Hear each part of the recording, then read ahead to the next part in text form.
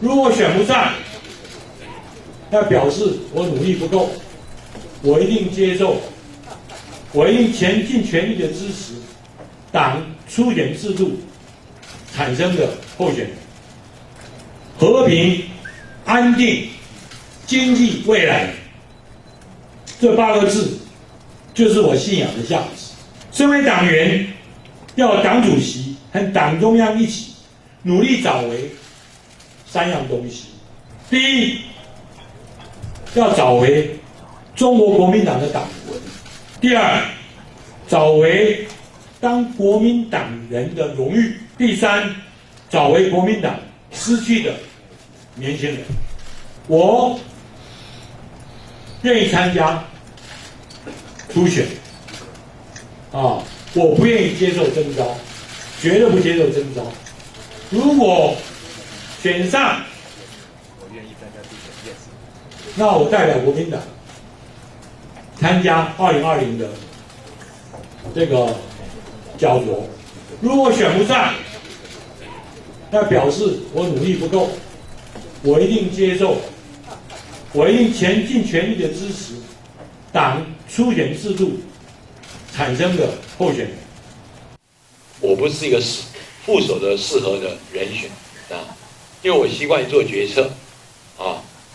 我不适合做参谋，我讲得很直白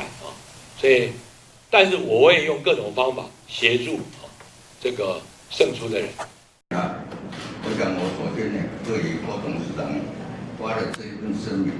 对本党31位前辈感到委屈，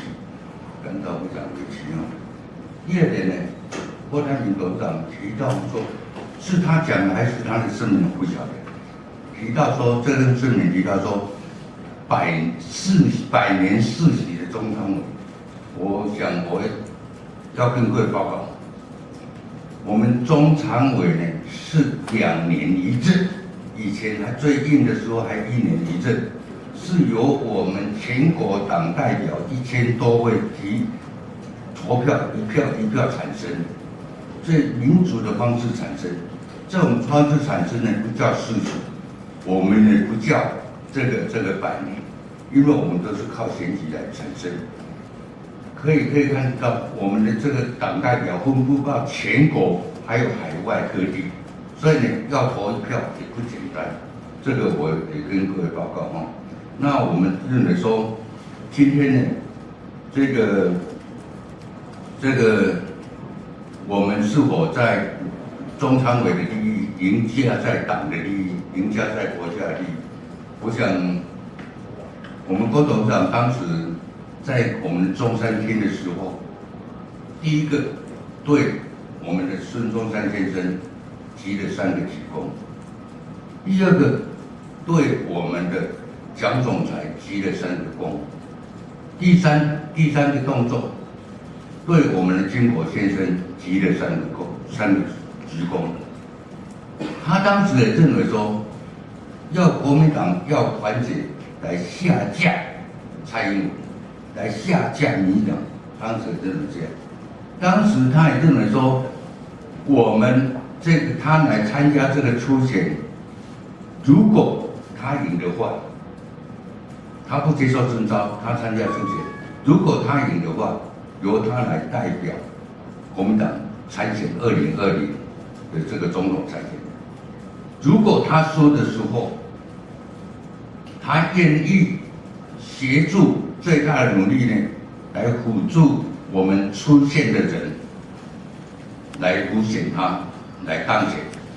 这也是他当时认为说我们应该要这么做，这也是当时宣誓的要下架、要团结的一个动作。但是我也跟各位报告，就是说，事到如今，如果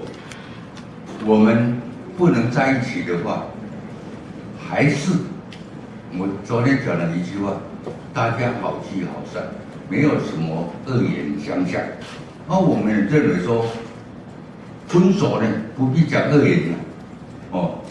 这个我们的这个政党呢也是共同的理念的结合，